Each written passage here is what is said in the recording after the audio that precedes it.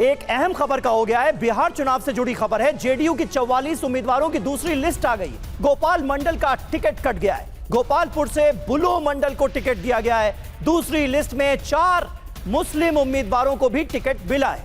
JDU कोटे से सभी 101 प्रत्याशी घोषित किए जा चुके हैं, यानी भारतीय जनता पार्टी के भी सभी उम्मीदवारों के नाम सामने आ चुके हैं और जेडीयू के भी सभी 101 उम्मीदवारों के नामों का ऐलान हो गया है। जेडीयू की जो दूसरी लिस्ट है, इसमें कुल 4 मुस्लिम उम्मीदवारों के नाम भी शामिल किए गए हैं। रूपेश कुमार हमारे संवाददाता हमारे साथ जुड़ गए हैं। मुझे पूरी तरह से आई एम श्योर रूपेश कि आपने ये लिस्ट देख ली होगी, एक एक नाम पर गौर कर लिया होगा। सबसे खास बात आपको क्या नजर आई?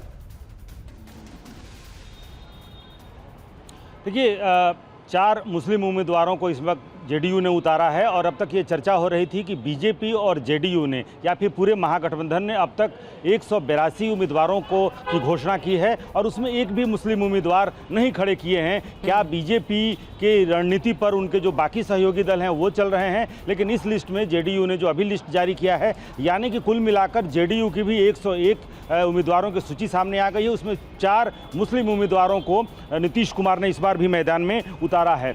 एक और अहम बात है कि 2 ऐसे उम्मीदवार खड़े किए हैं जो लोकसभा का जो चुनाव लड़े थे जेडीयू के टिकट पर और दोनों ही चुनाव हार गए थे। और इसमें जहानाबाद से जो चंद्रवंशी हैं, चंदेश्वर चंद्रवंशी, वो जहानाबाद से चुनाव हार गए थे, उनको मैदान में उतारा गया है। और दुलाल चंद गोस्वामी को भी कस्बा से टिकट मिला है, जो कि कटिहार से चुनाव लड़े थे और वो भी चुनाव हार गए थे, उनको उतारा है। सबसे अहम यह है कि 2 दिन पहले जो धरने पर बैठे थे गोपालपुर से गोपाल मंडल, उनका भी टिकट कट गया है। वहां पर गोपाल मंडल का धरना भी काम नहीं आया है, क्योंकि गोपाल मंडल की वजह से कई बार सरकार थोड़े ऑकवर्ड पोजीशन में चली जाती है। नीतीश कुमार कई बार असहज हो जाते रहे हैं, लिहाजा इस बार गोपाल मंडल का टिकट कट गया है और वहां से उम्मीदवार बदल दिया गया है।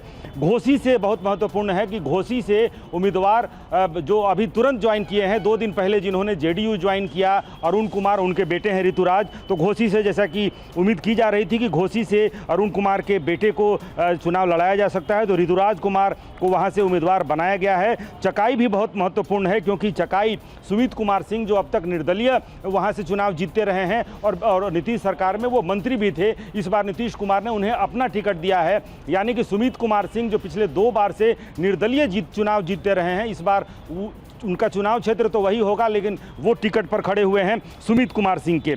नवादा में अगर देखिए, नवादा में विभा देवी की चर्चा यहाँ पर बहुत महत्वपूर्ण इसलिए है क्योंकि जेडीयू और बीजेपी जिस राज वल्लभ यादव को लेकर के बिहार का जंगल राज, नीतीश कुमार के लालू प्रसाद यादव के बाहुबली जो जेल में थे और बलात्कार कांड में एक नाबालिग के साथ दुष्कर्म के मामले में वो जेल में बंद थे, वहां से आरजेडी की विधायक थी विभा देवी। इस बार जेडीयू ने वहां से विभा देवी को ही टिकट दे दिया है, वो आरजेडी छोड़ करके और शामिल हुई 44 सीट के। और नबीनगर से जो हमने नाम है अलग अलग, वो भी हमने आपको दिखाए हैं। और अभी के लिए आपका बहुत बहुत शुक्रिया रूपेश, इस पूरी जानकारी के